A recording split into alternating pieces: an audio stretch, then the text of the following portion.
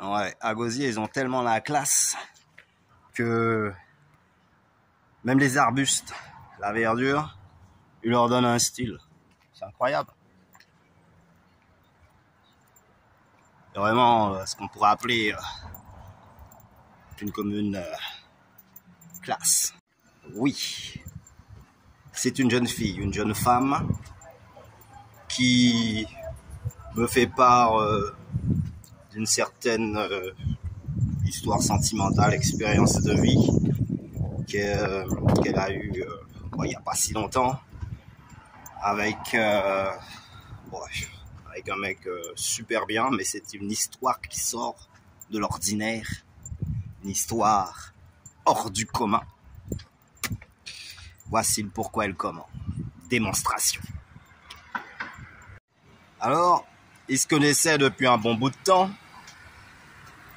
et au fur et à mesure, donc ils se voyaient assez souvent, disons, grâce au hasard essentiellement, sans se donner rendez-vous. Et au fur et à mesure de différentes rencontres, à chaque fois qu'ils se croisaient, petit à petit, ils ont lié une certaine amitié.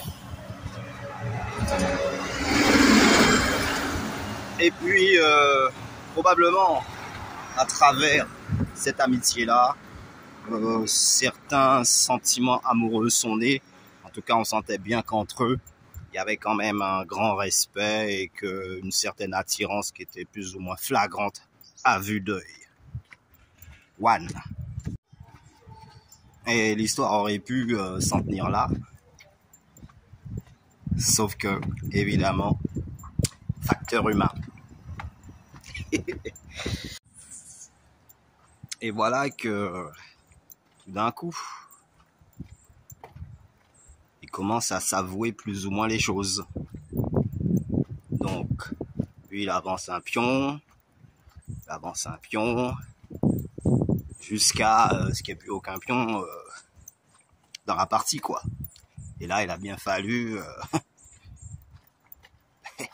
se dire les choses concrètement. Quand je vous dis que rien n'est simple dans ce monde, c'est pas une blague. Alors le hasard fait qu'ils continuent à se croiser, que chaque fois qu'elle a besoin de quelque chose, lui il est présent autant que possible, mais il essaie de pas trop lui montrer que il faut que ça commence de suite, quoi. C'est-à-dire que le gars il reste quand même un petit peu sur sa réserve pendant qu'elle attend que lui confirme les choses. Mais comme leur rencontre était basée sur le respect,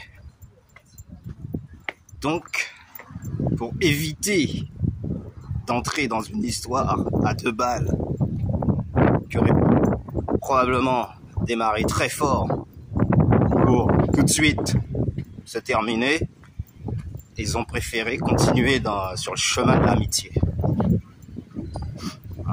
Alors, chemin faisant, ils continuent leur route chacun de leur côté.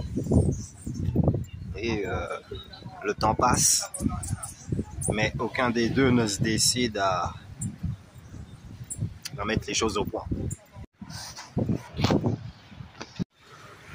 Alors, pour interpréter la chose, en analysant chaque point de vue, on pourrait dire que peut-être ils se sont ratés, ou alors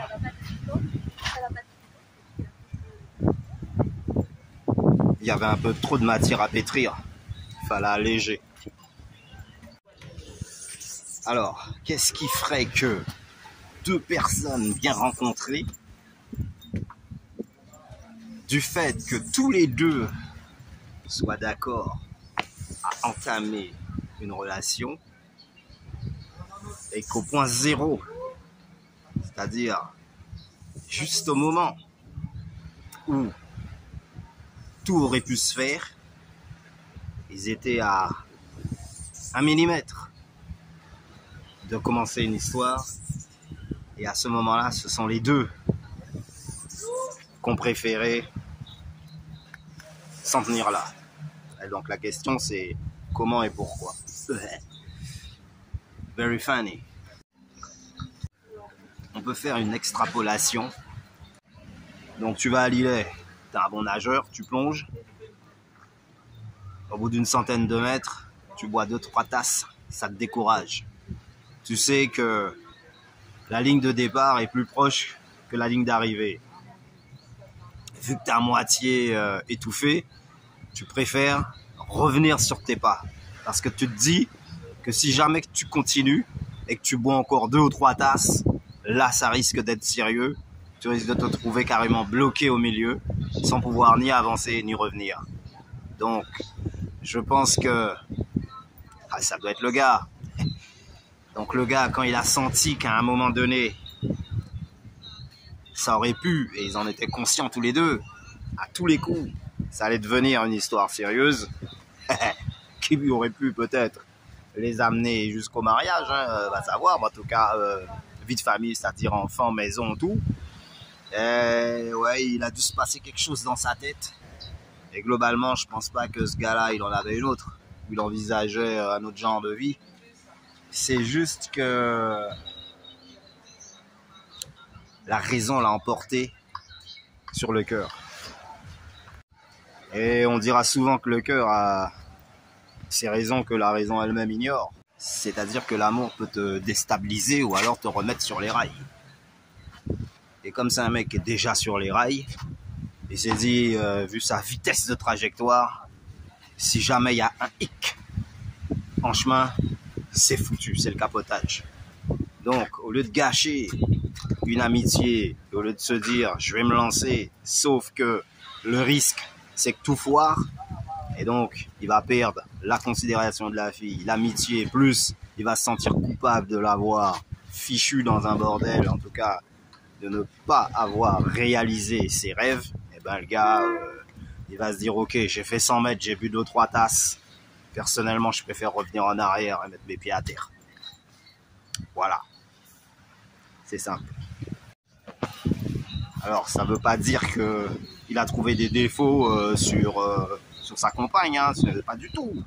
C'est soit tu gardes l'amitié et que tout reste nickelback, soit tu te lances. Mais quand tu te lances, si jamais ça devient sérieux du premier coup, tu peux plus revenir en arrière. Et si c'est la galère qui s'annonce à ce moment-là, que le canot il commence à prendre de l'eau alors que tu es arrivé au milieu de l'océan, toi tu sais nager, mais ceux qui t'accompagnent non. Et c'est pour la simple et unique raison qu'à mon avis, ce gars-là il a dû se dire, je préfère encore garder son amitié, et si vraiment on est fait l'un pour l'autre, de toute façon, ce qui doit arriver arrivera.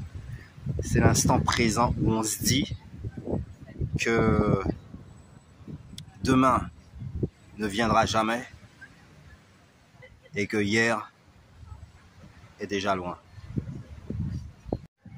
Même si demain ne se lève jamais, une chose est sûre, c'est que hier est déjà loin ou toujours présent. Le temps qui s'efface à des lenteurs sereines. Lorsque le soleil rouge illumine la plaine.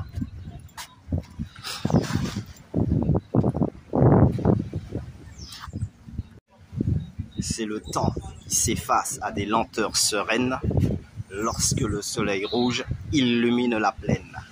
Et donc, c'est probablement la fin d'une saison qui peut-être n'annonce rien de bon. Sûr et certain.